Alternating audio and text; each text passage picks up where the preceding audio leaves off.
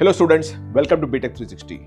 A lot of you from Rajasthan especially possibly have asked us to cover one particular college which is very good in Rajasthan but also caters to students from all over the country. And that is LNMIIT, which is Lakshmi Nivas Mittal Institute of Technology.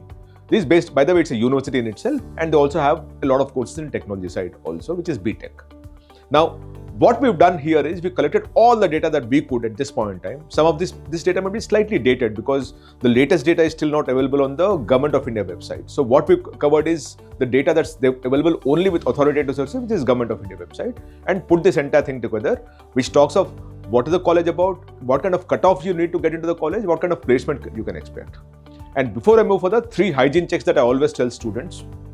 The first thing is, if you want me to cover any other college which is in your radar and you want to join in and you want to know more about them, please write to us in the message box. We'll be happy to cover that. 2, please subscribe to B.Tech 360.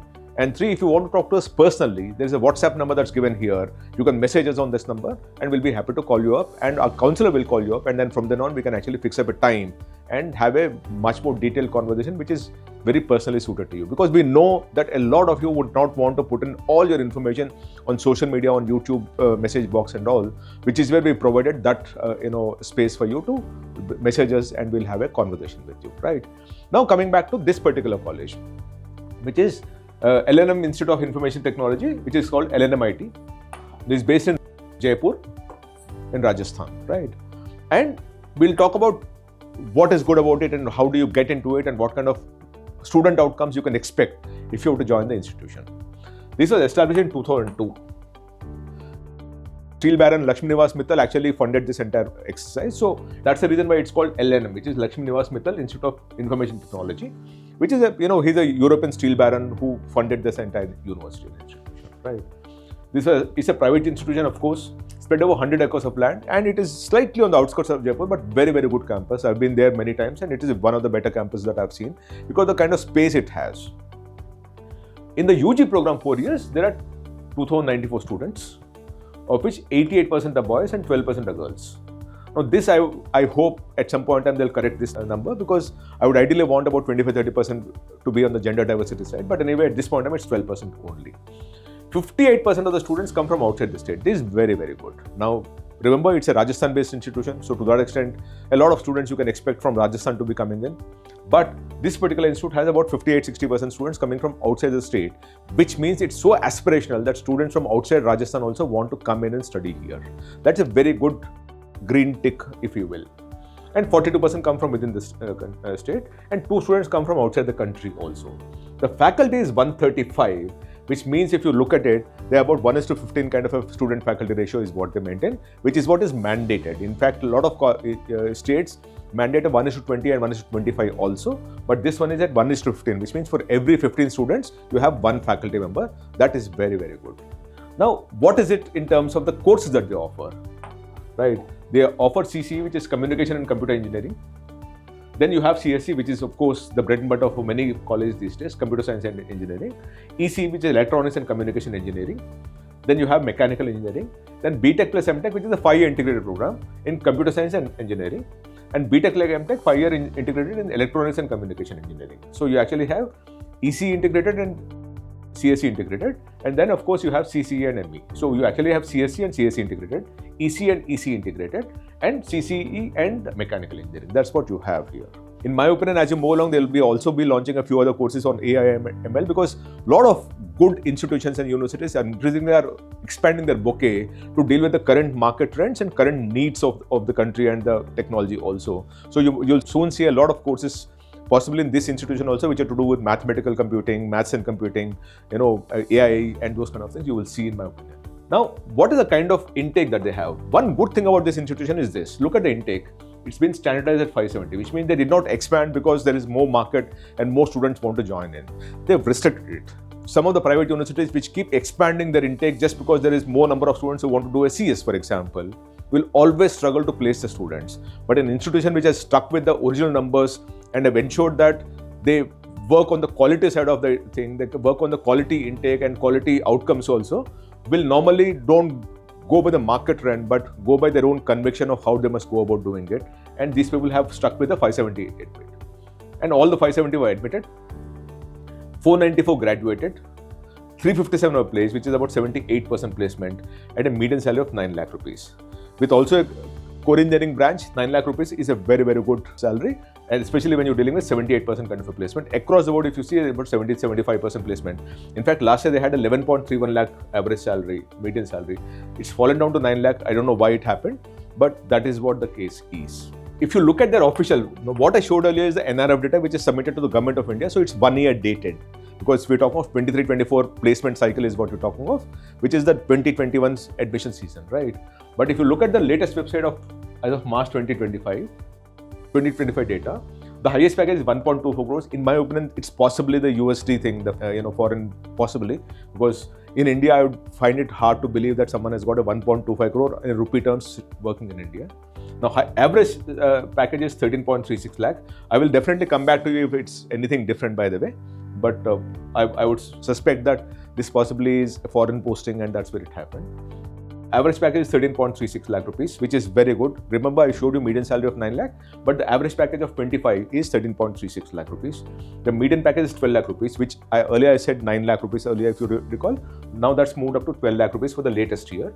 421 is the number of students placed for the last year, and total job offers is 460. The difference between placed students and job offers is one student can get more than one offer, which is where the number of offers is normally more than the number of students that are placed. Now, the companies that come for recruitment are the best of the best. You have Wipro, which is a tech company, Amazon, Deloitte, Sony, Mu Sigma, Airtel, Oracle, Justpay, Samsung, ICICI Bank, Nagaro, Google, Futures, First, Jio, Infosys, Directly, Nestle, TCS, MAQ Software, Cognizant, Morgan Stanley, Airvana, HCL, Juniper. So we actually have tech companies, tech infra companies, software companies, consulting companies, investment banks, FMCG companies. All those companies are out here to recruit from this institution, and especially because it's a very small cohort size that is out there, and it is very easy for an institution which believes in getting quality students to place those students, which is what seems to be happening here.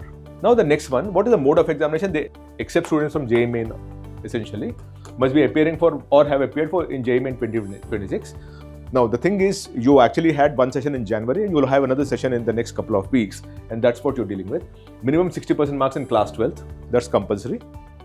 Must have passed class 10 and 12 from a recognized board with at least 60 marks. So you need to be a first class graduate, 60% marks in class 10, 12th and graduate, and that's how you'll get into this thing. Now, the problem that we have is, here we don't have clear cutoff of what kind of rank will get you here. So what we did was we traced out some of us past year students of at what rank they got into it, and what we found was there is a student who got into CCE, which is Computer and Communication Engineering, where the rank was 44,517, which is 97.1 percentile, right? Similarly, a student with 50,961 rank also got Computer and Communication Engineering, which essentially means we're dealing with about 96.8 percentile, right? And you actually have someone who got into Electronics and Communication Engineering, which is EC, at 69,547, which is about 96 percentile, right? Yeah, 95 percentile. And mechanical, it went up to 98,000, which essentially, if you go back, we're dealing with about 92, 93 percentile. And for mechanical engineering, again, another student also got it at 106,861 also. So we are essentially dealing with about 92%, 91 percentile. This one is. We are dealing with about 91 percentile to about 97, 98 percentile is what you need in JEE Main to be a part of this particular college. And trust me, it's a very good college. Keep it as a very, very solid option for you, because there are very few colleges which restrict their intake and work on the outcomes and ensure that the quality of intake also is good as much as the kind of companies that come for placement is good. So this is one of them. Now, they also have scholarships. Again, remember, institutions offer scholarships because they want to retain the best talent coming in. And that is the reason why some of these colleges also offer very good scholarships, especially for meritorious people, because they want the best quality students to be sitting in the classroom, because they actually inject that merit across the system. So these people actually give a merit scholarship for JEE Advanced, less than 5,000 rank if you have it. You actually have, and it's about top 20 students, they give a benefit of 35,000 rupees per semester, right? Then they have a rank of less than 7,500 rupees, they give 30,000 rupees per semester. Rank of less than 12,000, they give, by the way, 20 students is what looking at, 25,000 rupees per semester. And then merit CGPA based 9.81 to 10, about 35,000 rupees per semester, and so on and so forth. So they actually have a very attractive scholarships for admission level, and also ensuring that you continue to perform better in the class also. They actually start working on the CGPA and start giving you a scholarship also. And then they have a BPL scholarship, Vijay Bhatnagar scholarship. Again, it's all based on the semester wise, how much fee is being waived off or how much is the scholarship that you're getting. There is one which is BPL scholarship, which is CGPA 6 and no backlog, limited. How many one doesn't know, but 100% tuition fee waiver is what you're dealing with. And the income criteria is less than 1 lakh rupees, right?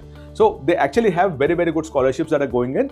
This also makes sure that, the best quality students who are coming in are retained here, because they are also offering a scholarship to offset some of the costs that are going to happen in terms of the fee. We also looked at LinkedIn to understand how many of the students who studied at LNMIIT and how are they performing, right? So obviously there is some data of the past placement, but you also need to look at the overarching level of how many batches came out and how they're performing. When we looked at that data, we found 7,275 students who claimed that they studied in LNMIIT, of which right now 56 students are working in Microsoft.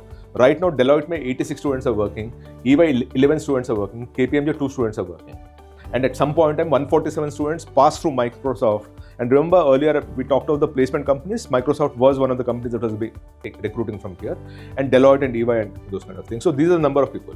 But we also wanted to understand the big companies, the trillion-dollar companies, whether any of the students who studied at LNMIIT are working there, which means that the quality of the skill set is so high that the big, large companies also start recruiting alumni of LNMIIT or recruit from LNMIIT at the campus level itself, right? When we looked at that, about 17 students of LNMIIT are right now working in Meta, right? 10 are working in Apple, 107 students are working in Amazon, 2 are working in Nvidia, and 72 are working in Google. Remember, Google and Amazon anyway are recruiting from this institution, which means that these other ones are lateral recruitment that are happening because of the kind of experience and the quality of the intake that you're dealing with in which ways, right? So that is the thing. And then we also looked at how are they placed, where are they working? Are they working in India or outside of India? Within India, where they're working? When we looked at that data, we saw that 93% are working in India, which means 7% are working world over. Right?